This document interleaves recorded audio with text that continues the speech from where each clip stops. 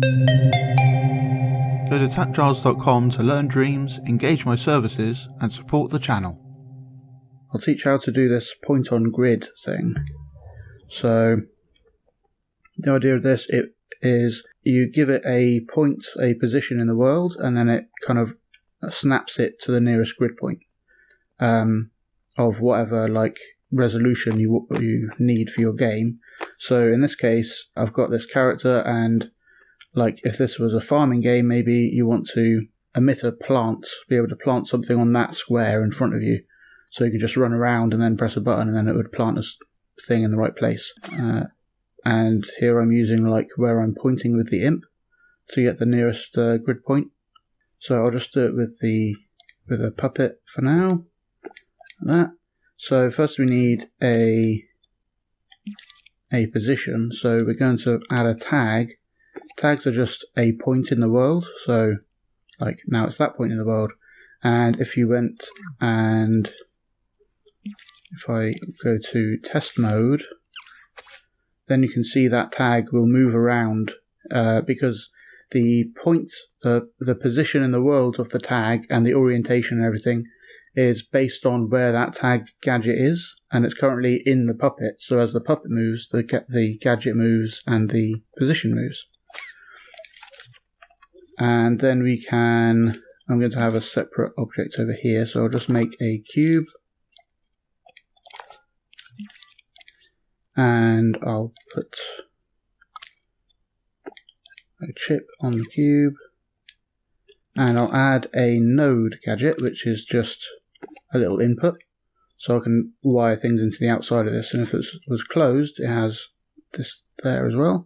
So I actually don't want like the whole thing of the tag. I just want specifically the position the tag it represents.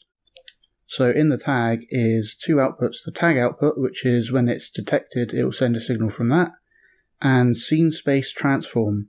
So the scene space transform is the position and the rotation or orientation, depending on how you want to call it, and also the scale. So like if this was out here, you could have this larger, for example, but we just care about the position. So I'll get another gadget. So this scene space transform represents all of that bundled into one wire. So we want to kind of split it out into its component parts. For that we use a splitter gadget. So I'll wire that in. And now you can see it's got these icons. And if we tweak that, we get the position and orientation and scale. So we just want the position. So you can see that it's lots of values because there's lots of different colors, and each of those colors represents a different aspect of this scene space transform. And this splitter helps us get to just individual parts of it. So now I'll take a wire from position and wire it into that little node that we added. Now we can open that, and then we can use it in the logic in here without having to worry about where it's coming from. So we'll close that. Now for the minute, I'll just kind of display what position we are getting. So again, it has this kind of braided colors thing going on, which means it has multiple values. So we'll wire that into a splitter. And now we've got A, B, and C, three different numbers. And this represents the axes of the world. Normally you think about them in X, Y, and Z would be kind of into the camera like that.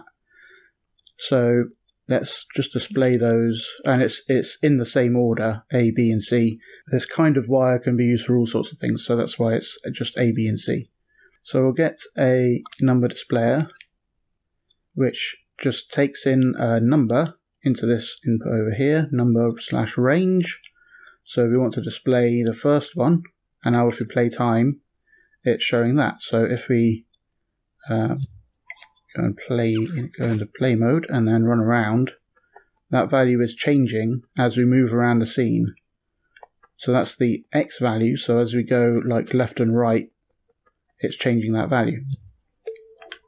And if we turn up decimal places, now it will show us even more precise value for that. So as we go left and right, you can see it's changing to a really precise degree. Now let's add ones for the other axes. So I'll use precise move, I'll copy that, and if I just make those two first, then I can play time and then pause, then that lets all the displayers do their job, and then it's paused so we can just move stuff around, and then I'll click on that and I'll just move it down a bit, and then click on that and move that down a bit, and now they're all nicely lined up because we just used precise move.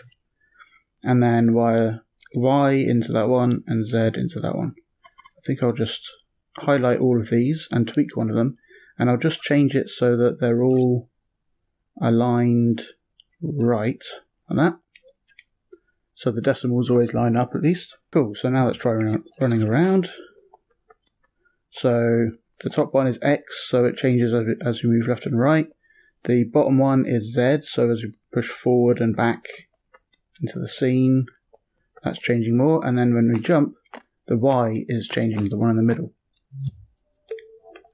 So we're going to use this kind of display to understand how we're affecting it when we kind of snap to the grid, which is the next part. So I'll just move this over there. So the key basically is to mess with this position before we output it or before we use it in whatever way we want to. So we want to round it to the closest grid point. So for now I'll just use a calculator. Wire that in there, tweak it, and then we can set it to round. Well, there's round down, round up. I'll just do round so it goes to the nearest integer. But remember, it's got not just one value, but 3 values going through here because of the different colors. So a calculator actually affects all of the values coming in from this fat wire. So this is known as a fat wire because it's got this multiple values. So it affects all of the values coming in through that one wire. So it will round X, and it will round Y, and it will round Z. And then it will output the same kind of wire with those affected values, and then we can use it just as if, so before we had that wired straight into there, but we've got the same wire type, so we can just wire from there instead.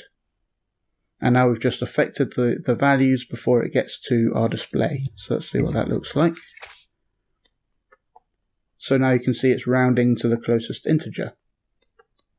And jumping, yeah, just about makes a difference because it can jump just about high enough. So that's fine for like if you want to snap to really large areas. So let's just use this for something. I'm just going to move this cube to whatever spot. So I want to make this move to the point that we've made. First I'll demonstrate it with just the actual value. So I'll get a follower gadget. So this chip is surface snapped to this object, which means stuff inside the chip will affect that object, like it will make the object follow to a particular point. And the follower actually has a input for target position. So we've got this position, we'll set that to be the target position, and now you'll see it move to the spot of that tag, and I'll just make it non-collidable and a different color so we can see it better. And now if we turn up strength and damping and speed, that means it will just get there really fast like that. So now we can run around and it's always just in front of us no matter where we go. But if we now use that rounded position, so I'll wire that into there, wire that into the target position. Now instead of it following us, it will kind of snap to different points, the closest integer on the grid, which is cool. But what if we want it to be slightly smaller? So instead of it being, it kind of has these big gaps that it jumps over, maybe you want it to snap into the in-between spot. So for that, I'm going to do a bit more logic to it. So just as this calculator can affect a single value or multiple values through one of these fat wires, because of that we can use any of these other modes, or like multiply, for example. So if we take just a single value, we can see how it's affected by that. So yeah, let's go to 0.8 and then just round it, and I'll wire that in there. And I'll just make a copy of this and tweak it, turn off the slider visible in scene, which makes it so that the actual slider thing isn't visible, and it just tells us what the value is. So I'll wire that into there, and now as we change this, it updates that with the result of the rounding operation. So you can see as we get beyond that halfway mark, then it snaps to the 1, and if we're below the halfway mark, it snaps to 0. But we want it to also snap to 0.5 so that we get that in between snap like that. So first I will multiply it. So we want it to kind of double how many points it will snap to. So we're going to multiply it by 2. And then we'll see what that gives us. Wire in there. Okay, so 0.3 times 2 is 0.6. And then we'll snap to the integer. I'll delete that, move it down here. And what does that give us? Okay, so that's snapping to 1. If it was a little less, it would snap to 0. That's fine. And then we want to divide by the same number so we get back to the original value. So if we wire that B into the B of this other calculator, like that sort of thing, and we'll see what we get there. Oh, we have to divide. Change it to divide. And now as we are closer to 0, it will go to 0. And as we're closer to 0.5, it will snap to 0.5. And then up to 1. So we're getting that kind of snapping behavior, but in between those two extremities. So we're snapping to 0.5s instead of integers. So we can do exactly the same thing and affect all of these wires at once by just moving it up there. So if we delete that, put that up here, we'll go into there, do our rounding stuff, and then do our displaying and following stuff. So now we can move forward a little bit and it just snaps to like halves. So we're on 2.5 on the Z axis, and then 2, and then 1.5 and 1, and that applies to all the axes. Nice and easy. So we could change this to like 10, and then we'd get the first decimal place basically, and it rounds to a smaller number like 0.1 by 0.1, and you can set that to any value you like. So if we wanted to set how big the gaps are, we could do this, we could find kind of this value a slightly different way. So instead of, this is like 1 divided by 10, and that's the size of the gap. And if this was 2, it was 1 divided by 2, and that was half gap, 0.5. So it's just 1 divided by whatever the gap is that we want. So if we go here and put in 1, and then we can just use a value slider to make it easy. And let's go up to some number, and then we just use that as the B value instead. If you want to snap it to quarters, we can go in here and go 0.25. Problem is, because this was a non-zero value, then I wired into it and it became this X, which means it multiplies this input by the number that was already there. So if I use L1 and X on here, it will change to these different modes. And if you use the plug one, it's called overwrite, so it just sets that value, and that's the one we want. So now when we edge forwards, we're getting those quarter values. So you can adjust that to however you like. Now what if we don't want it to follow us on when we jump or when we go up a hill or something? We can do a nice little quick trick with the signal manipulator. So before we do all this processing, I'll first go into here, and it's got all sorts of settings, but don't worry, it's you don't need most of it for this thing. Just go to custom remapper, and then it's kind of like a funnel. It takes in the inputs from this range 0 to 1, and then outputs it from 0 to 1. But you could like squash it down, and now that range will kind of squash down into this smaller range. And I'm going to set these both to 0, so no matter what comes in, it will output as 0. So if we wired that into there,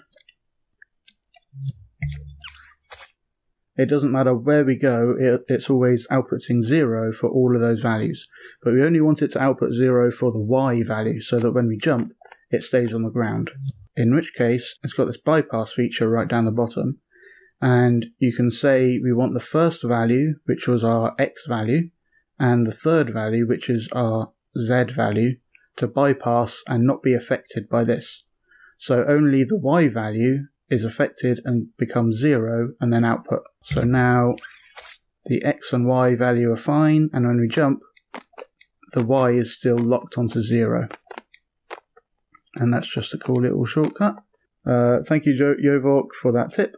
Cool, so you can just like affect that. But what if we want to use a different value for this instead of a node from a tag in the puppet? So let's just turn the puppet off and just make another method of pointing at stuff. So for that I'll turn on the grid and use a imp tracker. And in here is a laser settings thing, which it has an invisible laser going out the front here, and depending on where you point it, it will like hit things on the ground and stuff, and outputs a value from hit position. So if we wire that into there, so that this moves with the imp effectively.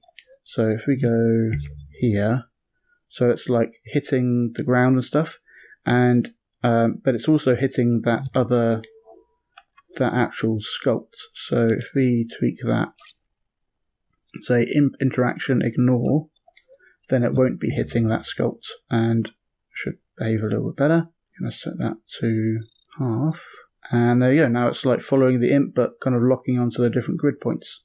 So you can use that for like a drawing app, or maybe you want to let the player spawn a building on the grid points, something like that.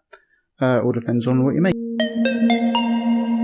Thanks for watching. I hope you learned something interesting. Go to patreon.com/TAPgiles to learn something new every day.